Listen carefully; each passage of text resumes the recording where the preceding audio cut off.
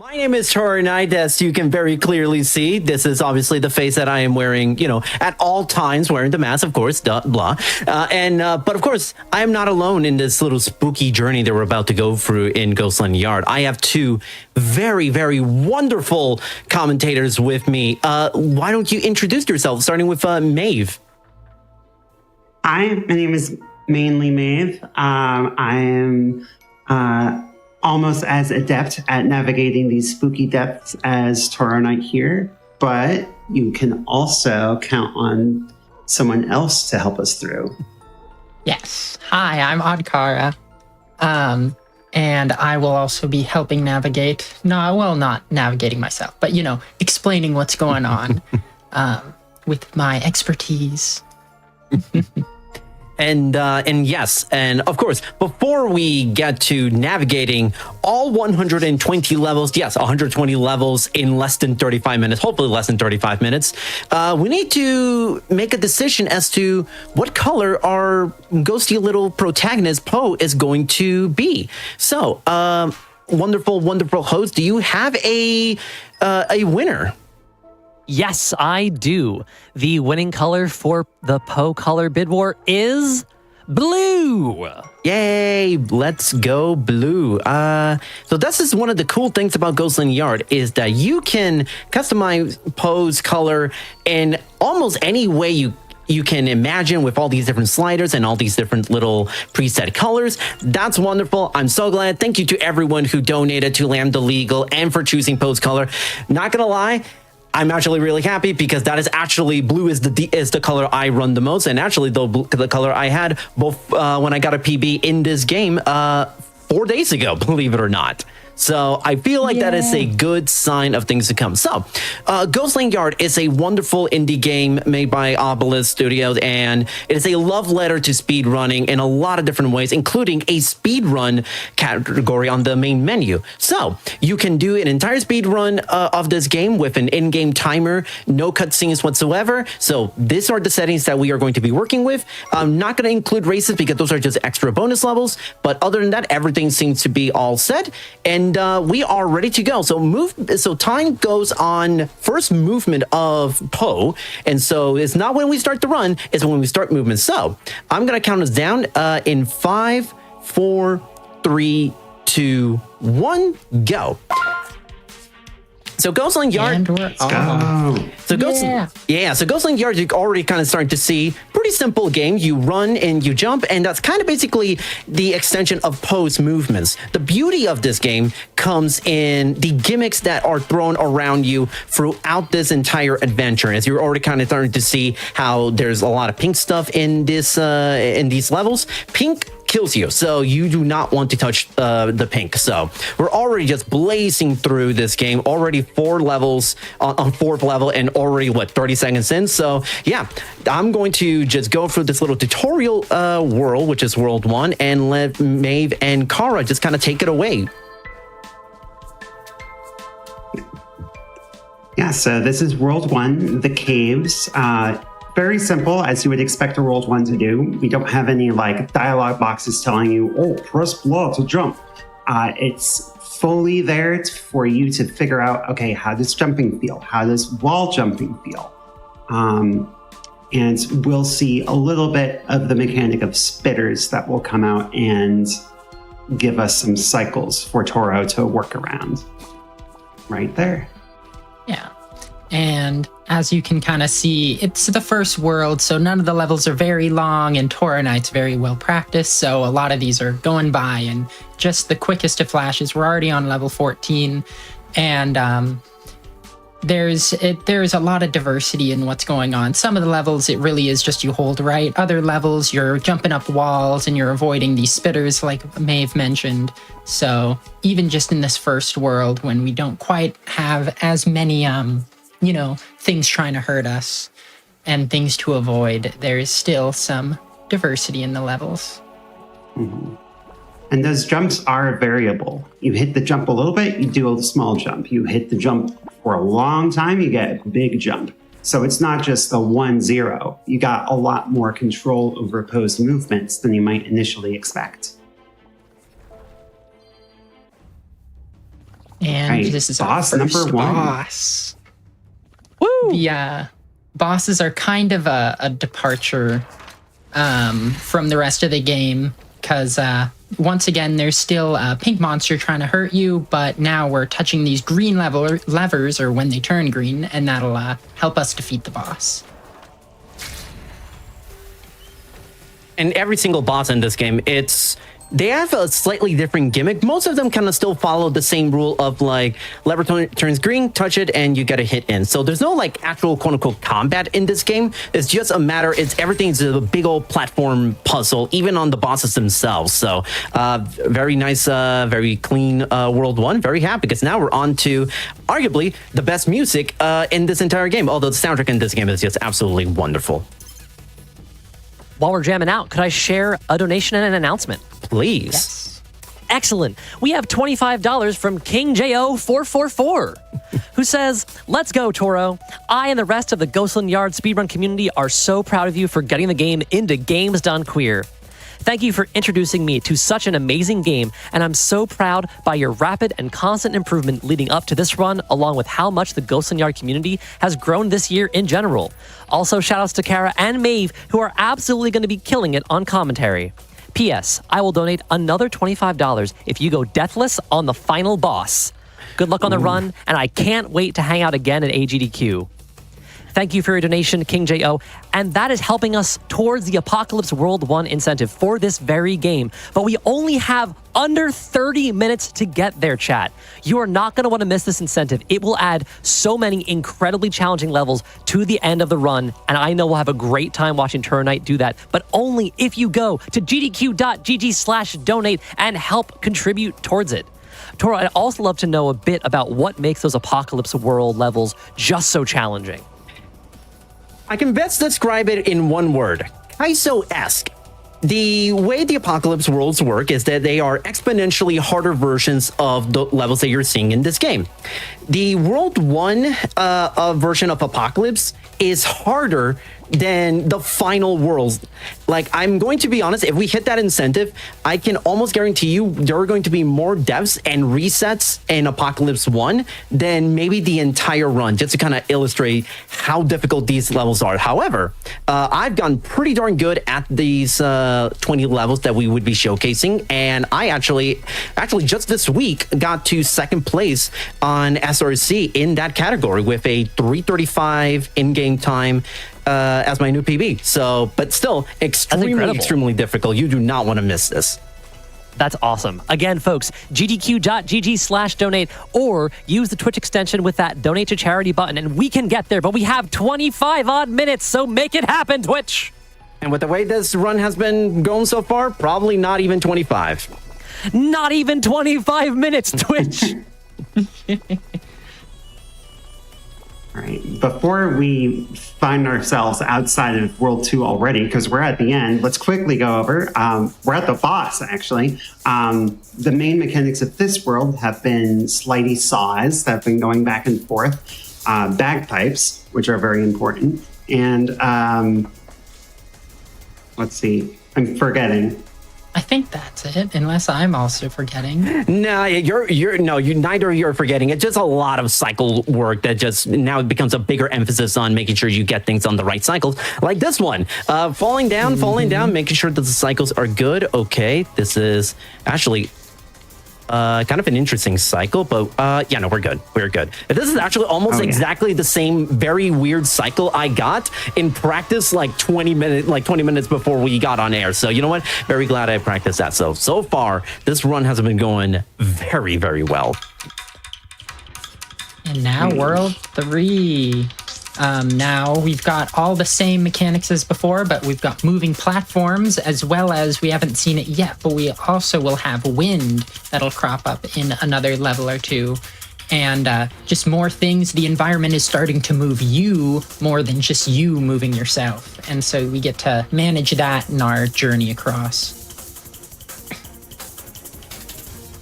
Yeah, and this is where the difficulty really starts to ramp up a little bit. It's none more so than in this level. Normally, you could take this as an auto-scroller and be fine, but, oh, okay, that's fine. It is not an easy level, even going with this there is an even harder strat for this level, but still, going through World 3 is no joke, as you're kind of now starting to see us having to adjust our jump modulation, our jump height a little bit, especially now with the gusts being coming into play. It now becomes not, they don't just push you up, they also kind of work a little bit like anti-gravity. So that is another element about the winds that you really have to be mindful of. Wanted to call it epic crossover for this $10 donation to Lambda Legal, saying, started playing this game recently, and usually I don't like precision platformers that much, but I have really enjoyed this game and am so happy to see Toro Knight show off this game on GDQueer. Good luck. Thank you very much.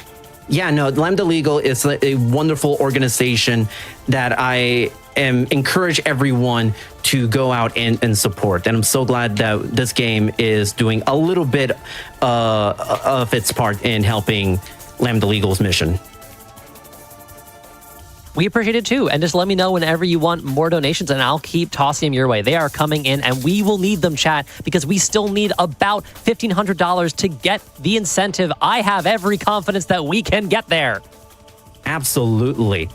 So the one thing that you're now starting to see is kind of like the little spitter plants now really start to come into play with in conjunction with the gusts of wind. You're seeing a lot of like elements from like prior worlds really starting to intertwine with the new mechanics in these in every world that gets introduced. So thankfully, with mastery of precision platforming and the mid-air jump, not having to go full tilt on your jumping, it really is going to be a lot of, it's going to be key, and especially patient, because sometimes you can be a little bit too aggressive and it just becomes, it puts you in a really difficult spot because you're going a little bit too aggressive. So sometimes patience is key here.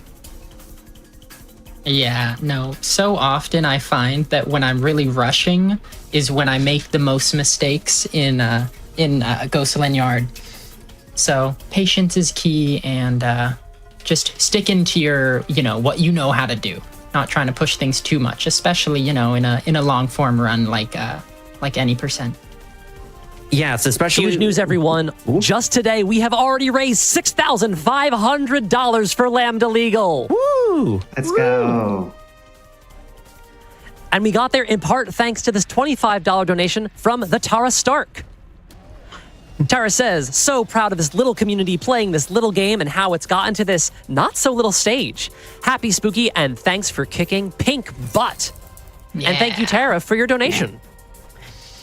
Tara, I would dare say, has been one of the most influential people in this game's community, bar none. I think it's safe to say, Kara, Maeve, if it wasn't for Tara, none of us would have maybe even heard of this game. Yeah, no, absolutely not. So, big shout outs to Tara for helping expand the community. It's also thanks to her we have the auto splitters for this game. So you can go to the SRC page and download the auto splitter for whether it's a world-based run that you're doing or a full any percent run. She's definitely done a huge part in making sure speedrunning Ghostland Yard is as accessible and as fun as it is. Well, thank you so much, the Tara Stark, for that.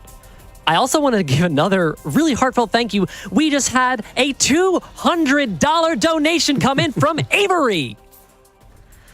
Let's go. They say, access to HRT and gender-affirming surgery saved my life. Queer community saved my life. Trans rights forever. Less than 3. Thank you so much, Avery. You are doing incredible work yourself by helping us raise money this GDQueer for Lambda Legal. Yeah, no, seriously. And if I may for a quick second, just talk the fact that I came out earlier this year, actually at the start, and my journey to get to where I am at and feeling comfortable with coming out, it's only that decision was reinforced by the fact that I had such a wonderful support system and being able to meet and befriend so many wonderful people. Kara and Maeve being two of the best people I've met since I kind of joined this community, not just the overall speedrunning circles that we share in, but just being a part of the LGBTQIA plus community it's been a wonderful, wonderful decision for me because I was afraid. I will admit, I was afraid of how I was going to be looked at, and I'm happy to say that because of the strong sense of community everyone shares, that I feel really happy with my decision to be openly out and proud.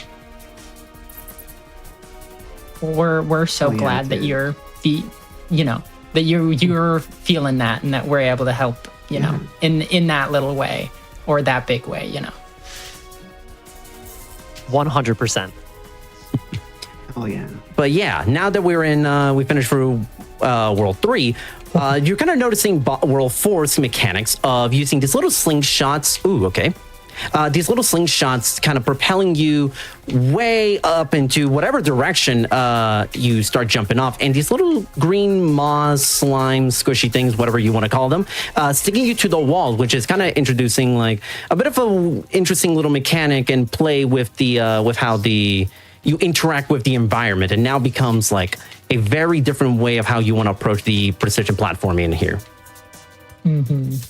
Yeah, I will say these slingshots always give me the hardest time, especially because I come from this game originally from an angle of doing a lot of individual level speedruns, so I'm really trying to grind just for that last little 100th of a second. And the slingshots are one of my least favorite parts because they're, one little 100th of a second later and you're going at a drastically different angle. And one thing that Kara just touched upon a second ago is tackling the ILs of this. As I mentioned, this game is a love letter to speedrunning, and they made a lot, and the developers did a terrific job with introducing a lot of elements of this game to make it very speedrun friendly. One thing, for example, is that you can tackle any level you want and play it individually, and there's even like an IL leaderboard in every single level. And not only that, you can also tackle every single apocalypse level individually at your own pace, and even go and watch how your friends on Steam who play this game do in certain levels, and be able to race against their ghost data. Get it? Because we're playing as Poe Ghost, and and I've grown. My skill level in this game has grown tremendously just from watching Maeve and Kara approach to a lot of these levels. Like, some of the shortcuts I've taken so far in this game have all been because I was able to use the feature this game has of being able to watch other runners as way of approaching some of the levels. I've got another announcement whenever there's a good moment, so just let me know. Actually, this is a perfect time because there's going to be a lot of waiting with this next boss. So yeah, floor is yours. Do tell. I'll run with it then. Well, I have great news. We have opened a new Bidwar for the upcoming game. This is for Eternal Darkness. You can help choose the alignment of enemies and puzzles that the player will encounter throughout the game. I'm not even trying to pronounce this. The red option has the toughest enemies, but the green one is the toughest speed run, but blue is simply the easiest. So help us figure out how easy of a time our runner is going to have by us contributing to that Eternal Darkness Sanity's Requiem Bidwar. You can also help us. That's not the order of those words. You can help us keep pushing towards that incentive to get the Apocalypse World. We are about 25% of the way there, and we are running out of time. We are getting reinforcements, though. Fierce Wolf sent in this $25 saying, Halloween requires additional spoopy ghost game. Yeah. True. We also had $10 from Anonymous to help us out here, who said, this run is a vibe. Thank you so much, folks, for donating to Lambda Legal. Keep up the pressure, Twitch chat. GDQ.GG/donate or go through the Twitch extension. Make sure that if you go through GDQ.GG/donate, you are selecting the incentive for the Apocalypse Worlds.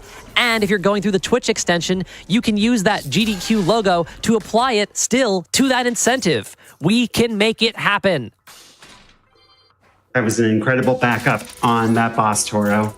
Yeah, so that boss is very cycle cycle heavy, especially with the movement and manipulating it. And thankfully, able to go go through World 5 now relatively unscathed, because that, aside from the final boss, taking a death at the boss at World 4 is probably the most punishing one in the entire game. So going through it deathless is absolutely stellar in a marathon setting. And so and World 5 introduces these amazing mechanic, my favorite mechanic in the entire game, these little extra multi-jump orbs where if we have one, then we can get another one. And so, however, I'm going to do something and ignore the mechanic and see if I can get a very... Oh, okay. I'm going to go for it one more time. A very precise shortcut, and no. Okay, that's fine. You kind of saw more or less where I was going. You have to be extremely precise with it.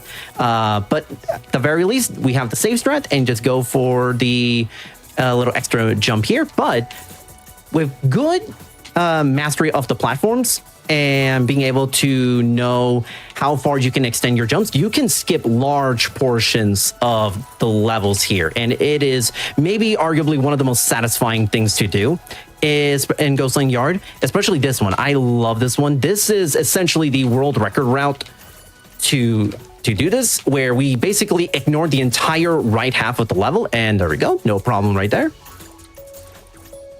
Easy work. It is really satisfying to skip a lot of these extra jumps and even end off the level with an extra one or two as they're floating around Poe. Special shout out to the vibes of World 5, the sub base. Love being able to see all the fishies and sharks swim around. Also, I wanted to check, how much time do y'all think is left in the base run right now? I would say, if all goes well, maybe about 7 or 8 minutes. Okay, chat. Minutes? That may not sound like much time, but I have every confidence. Yeah, this run is going like pretty darn well. Well, that is great to hear. It means that we really need to keep up the pressure on the donations, everyone. Yeah, and if you caught it earlier, Toro did just get a PB in this game 4 days ago. So he's been improving day in and day out at this game. That means, chat, that we really need to keep up that pressure. Make sure that you go to gdq.gg/donate or use the Twitch extension and put your donations towards the Apocalypse World 1 incentive. It's not much time, but we can get there. Yeah. We need really to see Toro suffer. I mean, have a great time in Apocalypse. Two things can be right. Oh my God. Making our way through.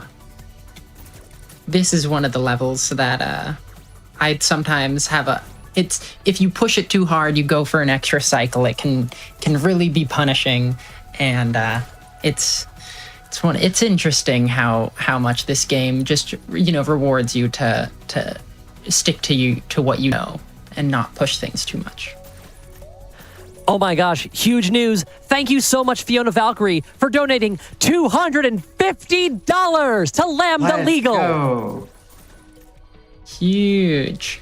Amazing. I am loving all the support, and the donations are rolling. I love it. Early moving, chat. Keep it up. Make sure they go towards the incentive. Go, go, go, go. Yeah, because we're actually just about to go for the boss of the penultimate world. So yeah, not much time. This boss operates a little bit differently than most bosses, whereas instead of levers, you have to grab these little boxes, and that's how you actually are able to take care of the boss. However, this is a very weirdly cycled base type of boss where some of the tentacles kind of go leave depending on your routing of this boss. But so far, hopefully, there we go. Nice. Nice. Yeah, that one. And a lot of people take slightly different routes, and but it is really interesting seeing people, the solutions that people end up coming up with. Because the first time you do that boss without any sort of route in mind, it can be such a grueling task. Does that put us then on World 6, the final world, by any chance? Yes, it does. Well, great news. I have a $126 donation from Comrade Dog. Woo! Comrade Dog. Comrade Dog. Dog There says he is on the apocalypse screen. sounds dangerous. Don't worry, I got your back. P.S. Trans rights in space. Thank you, Comrade Dog. Twitch chat, we are really moving, and we need to race Toro if we want this incentive met to get all those cool Apocalypse Kaizo levels. So please keep the donations coming. There's so much I can barely keep up. Yeah. Yeah, and by the way, the World 6 is no joke, but so far it's been going very, very well. World 6 introduces one of two mechanics. They're both kind of part A and part B. You're kind of seeing these little blue and orange orbs kind of opening and closing certain doors or certain walls. Now that becomes a big play of trying to make sure that you're on cycle and that you're able to make those critical jumps, because it also reintroduces a lot of mechanics from prior worlds. So it makes for a very difficult final world. It's a gauntlet for sure. Absolutely. 100%. You're making. Could I quick jump work in with a of it. few rapid fire donations as we try to hit this Oh, yeah. incentive together? Please. Excellent. Thank you to Ali7 for $50 to Lambda Legal, saying great commentary from Maeve and Kara.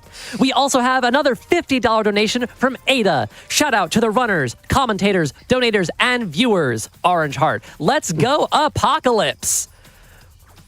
Thanks again to a $5 donation from Jarmo. Okay, fine, I'll donate again because we want to see this apocalypse. Let's go 7K. Let's go, Toro. Thanks for playing Ghostland Yard. Much love to all the queer Neurospicy community. Love you all. Bagpipes for the win.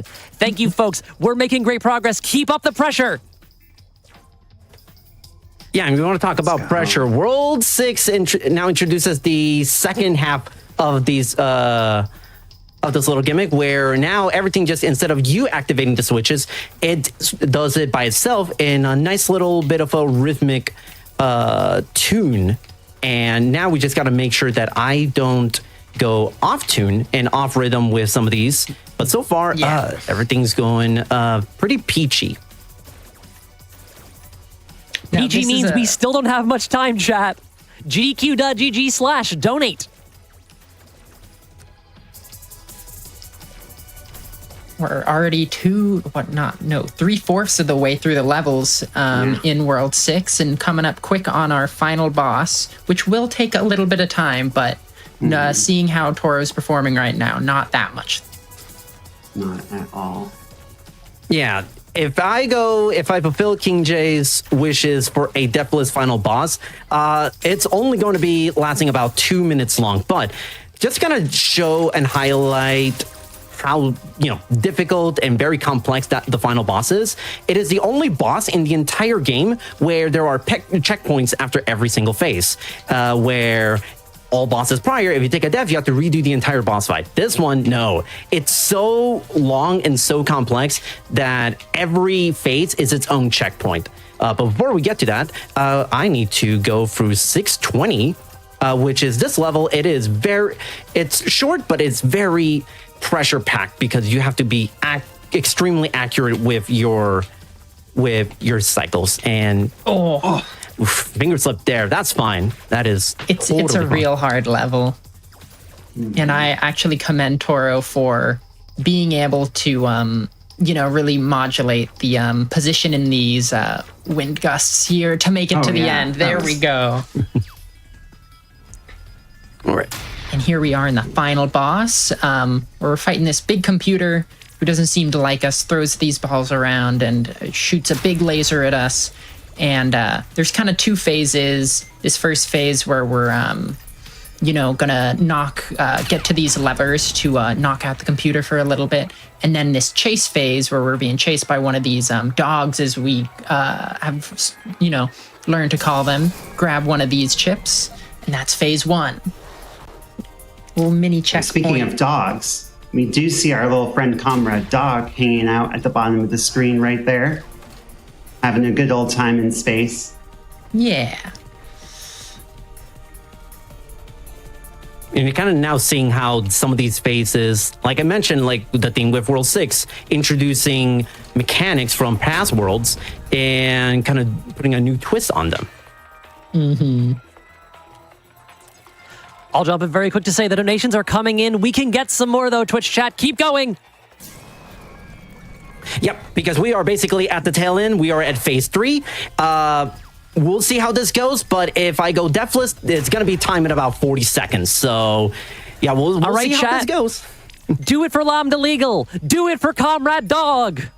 Yeah. Comrade Dog. That dog needs your help.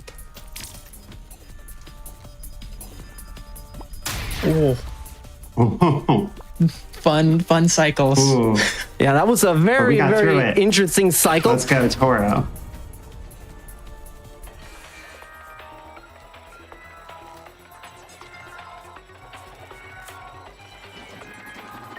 And coming it'll up be on time in 3, 2, 1, time.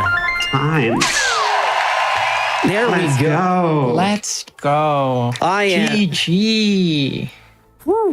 Deathless final boss is no joke. It is extremely difficult to go Deathless on the final boss. And I am so happy because my goal for this run was to at least get a 25. And I'm very, very happy that we just, by the skin of our teeth, just narrowly got that 25. And it kind of goes to show that we got 10 deaths and 3 resets. So that's a nice little feature telling you. That's actually pretty solid. That's a solid run for a no reset environment. Incredible work. And Fortnite, would you care to make any shout outs? yes. First of all, I want to give a shout out to the Ghostland Yard develop team, Obelisk Studios, who developed this just absolutely beautiful, wonderful game. I'm not much of a precision platformer type of player. However, this game was charming from the very beginning. I saw, as I mentioned earlier, the Tara Stark was the person who was my introduction to this game, having watched her, funny enough, when I was at PAX West last year as a backup runner for GDQ when they were stationed there. And the butterfly effect of me tuning into Tara's stream to getting to where we are, I really cannot thank Tara enough for it. And Maeve and Kara, they picked up the game this year, and they were a big inspiration for me grinding to where I am right now. The 3 of them get massive shout outs because they were the reason I even got to this level. Shout outs to Jarmu, who actually had her donation read earlier. Phenomenal runner, a fantastic runner who actually has done a few showcase runs, and I've been able to pick up a few things. Just the overall speedrunning community is just absolutely lovely. Mathrais, who is the world record holder of this game, who has given me a plenty of tips and been able to study. King J for kind of being sort of like the, in a way, kind of like the little brother, my little brother in this game, and pushing each other to the levels that we are at right now.